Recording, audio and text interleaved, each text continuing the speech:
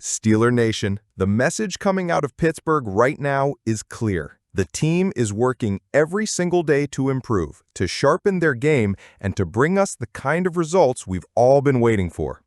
With Week 1 almost here, there's a lot of buzz, a little bit of concern, but also plenty of optimism about what this group can accomplish in 2025. Before we break down the latest news on injuries, Cam Hayward's surprising Thursday absence, and Arthur Smith's bold comments about the offense, do me a quick favor, hit that like button right now so we can get this video out to as many Steelers fans as possible. So let's start with what had Steeler Nation on edge Thursday afternoon. The injury report came out, and the headline wasn't what anyone wanted to see. Cam Hayward did not practice. Now, anytime you see Hayward's name pop up on the report, especially this close to Week 1, it's going to cause some panic. After all, this guy is the heart and soul of the Steelers' defensive line, a locker room leader, and one of the longest-tenured veterans on the team. When the news first broke, the speculation was flying. Was it a setback? Was he injured worse than we thought? Was his Week 1 status in jeopardy? Well, here's the good news. This was nothing more than a planned rest day. Mike Tomlin and Terrell Austin have both made it clear that Hayward is going to play on Sunday against the Jets. He's practiced throughout the week, and this was simply precautionary. Hayward himself had teased earlier in the week with a "we'll see" comment about Sunday, but the reality is that all signs point to him suiting up. So take a deep breath, Steeler Nation. Cam Hayward is good to go. Now, the one true absence that matters going into Week 1 is rookie first-rounder Derek Harmon. Tomlin himself confirmed that Harmon is the only player officially out for the opener. The silver lining? Harmon avoided a major injury. He's expected back soon, which means Pittsburgh will still get to see him make an impact this year. For a defense already stacked with talent, T.J. Watt, Alex Highsmith, Joey Porter Jr., Jalen Ramsey, missing Harmon for just a short stretch is something the Steelers can survive. The bigger story here is just how healthy the rest of the roster looks heading into the season. Coach Tomlin summed it up perfectly earlier this week. Derek Harmon is the only guy at this juncture that I would characterize as out. I would characterize Nick Herberg as questionable. He had a really good day yesterday, so we'll leave the door ajar for him. Other than those two instances, man, we're largely a healthy group. Certainly had some bumps and bruises associated with preseason work, but we don't anticipate any of those guys' availability being in any way questionable. We have a relatively healthy group. Excited about that. That's not coach speak, that's reality. Compared to a lot of teams heading into Week 1, Pittsburgh is in great shape. Now let's shift to the other big storyline, the offense. If there's one side of the ball that has left fans frustrated over the last few years, it's this one. Too many drives stalling, too many games where the Steelers couldn't move the ball an inch, and an over-reliance on the defense to carry the load. Enter Arthur Smith. The offensive coordinator is now in his second season running things in Pittsburgh, and he's making it clear that the 2025 version of this offense is going to look different. On Thursday, Smith came out with a confident statement. This year will be different. Now, we've all heard coaches make big promises before, but there's a reason this one hits differently. Smith finally has the personnel he wants, starting with quarterback Aaron Rodgers. Rodgers is the biggest addition Pittsburgh has made in years. He's a future Hall of Famer, a four-time MVP, and easily the most talented quarterback the Steelers have had in decades. Smith's scheme last year looked limited, almost like he didn't fully trust Russell Wilson to operate the middle of the field. That can't be the case in 2025 with Rodgers under center. Rodgers thrives when he can use timing, precision, and manipulate defenses with his eyes. That includes throwing over the middle, something Pittsburgh flat out avoided last year. Smith's comment that this year will be different strongly suggests we'll see a more complete offense, one that uses every blade of grass on the field. Throwing over the middle also means one thing: more targets for the tight ends. Pat Freiermuth is a guy fans have been begging to see more of. He has the size, hands, and route running ability to be a top 10 tight end in the NFL. And don't forget about Jonnu Smith, another weapon in the mix. Arthur Smith's history as a coordinator in Tennessee showed how effective he can be when he leans on tight ends. With Rodgers at QB, there's no reason we shouldn't see Freiermuth finally become the weapon he was drafted to be. Another name to watch closely is wide receiver Roman Wilson. Drafted in 2024, he essentially had a redshirt year, barely playing, hardly seeing targets, and spending most of the season watching from the sideline. That changes in 2025. Wilson has been praised for his route running and reliable hands. He's exactly the type of receiver who can help Rodgers move the chains on those intermediate routes. Pair him with George Pickens on the outside, and suddenly this receiver core looks a lot more balanced than people think. Of course, talk is cheap until we see it on the field, and Week 1 against the Jets is going to be a serious test. New York has one of the better cornerback duos in the league and a pass rush that can make life difficult for any quarterback. That's why Smith's comments carry weight. If Pittsburgh really is committed to attacking the middle, mixing in tight ends, and keeping defenses honest, we'll find out immediately. This isn't a cupcake opponent. If the Steelers move the ball effectively against New York, it's a strong sign that things are really different this year. At the end of the day, though, we know what this team's backbone is: defense. Watt, Hayward, Ramsey, Highsmith, and Porter Jr. make up one of the most star-studded groups in the NFL. Against Justin Fields, a quarterback they know well, the defense should be able to force turnovers and set Rodgers up with good field position. If the offense even becomes average, just average, the Steelers are a dangerous team in 2025.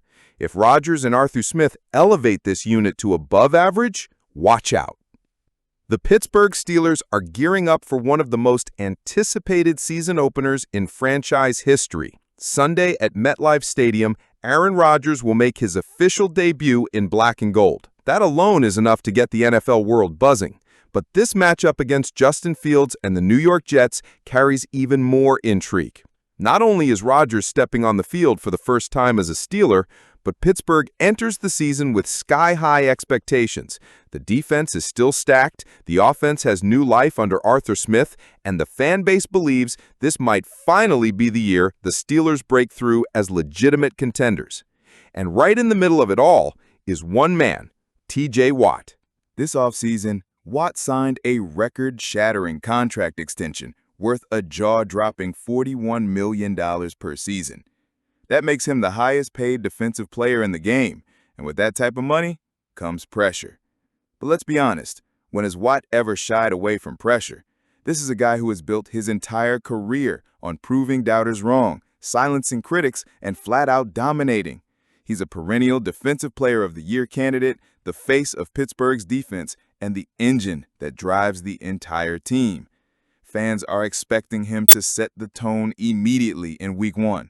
And who better to face than Justin Fields, a quarterback who has struggled with decision-making and holding on to the ball under pressure. For Steelers Nation, the dream is simple. Watt wrecks the Jets' offensive line, forces Fields into mistakes, and makes Rodgers' first game as a Steeler that much smoother. But here's where the story gets interesting.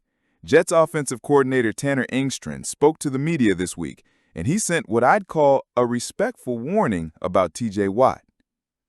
Engstrand knows exactly what his team is up against. He didn't sugarcoat it. Speaking on the Jets' official website, he said, "We brought Armand in here for a reason, and he's up to the challenge. Not to say it's not going to be challenging, but we feel great about it. We feel great about where he's at and where our plan is." In other words, the Jets are confident in right tackle Armand Membu, the man who will spend most of Sunday lined up across from Watt.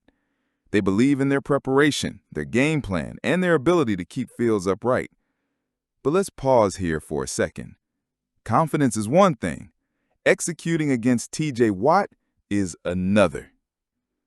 Here's the truth, Steelers fans. Very few teams, if any, have successfully neutralized Watt for 4 quarters. He's too quick off the edge, too powerful with his hands, and too relentless in his motor. Even on days where he's not filling the stat sheet, his presence changes everything. Offenses have to account for him, double-team him, and shift protections in his direction.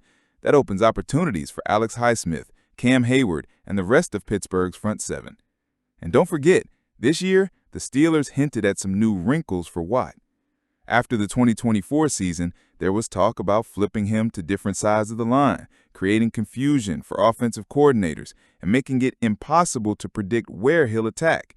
Imagine Watt moving around, picking his spots, and creating mismatches all over the field. For a Jets offensive line that already has question marks, that's a nightmare scenario. Here's what makes this even scarier. Watt didn't just get paid, he's motivated. He knows that $41 million per year comes with expectations. He knows the critics are out there saying, "Show us why you're worth it." And he knows something even bigger. He hasn't won a single playoff game in his career. Let that sink in. As dominant as Watt has been, as many sacks, forced fumbles, and highlight reel plays as he's delivered, he hasn't had that defining postseason moment. That's not on him. It's been years of instability at quarterback and inconsistent offensive play. But now, with Aaron Rodgers in town, Watt finally feels like he has a complete team around him, a quarterback who can deliver in the clutch, an offense that can hold its own, a defense that's already elite. This is his chance, maybe the best chance of his career, to finally chase postseason glory. So let's zero in on Sunday. The duel between T.J. Watt and Armand Membu might be the single most important matchup of the game. If Membu can hold his own, Fields might have enough time to make plays. If not, this game could turn into a defensive showcase for Pittsburgh. Engstrand's comments show respect. They know Watt is a force unlike any other, but no matter how confident they sound, deep down, the Jets understand the challenge in front of them. Very few tackles, even the elite ones, come out of a game against Watt without a few scars. For the Steelers, this isn't just about one game. This is about sending a message. Rodgers' debut is important, but Watt setting the tone on defense is just as crucial. If he comes out flying, disrupting Fields, forcing turnovers, and looking every bit like the $41 million man, it tells the entire NFL Pittsburgh is for real. Watt is determined, the defense is ready, and Steeler Nation, you deserve to feel excited. So, Steeler Nation, here's the bottom line. Thursday's injury report should calm a lot of nerves.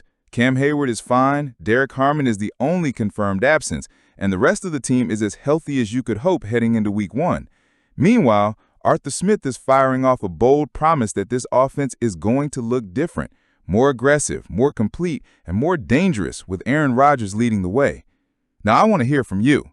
Do you believe Arthur Smith when he says this year will be different? Do you think Rodgers and the tight ends will finally open up the middle of the field? And most importantly, do you think this offense can complement the defense enough to make a real run in 2025? Drop your thoughts in the comments. I'll be reading them all. And don't forget, hit that like button and subscribe so you don't miss a single update. This season is going to be packed with drama, surprises, and hopefully a lot of Steeler victories. Here we go, Steeler Nation. Bring on Week 1.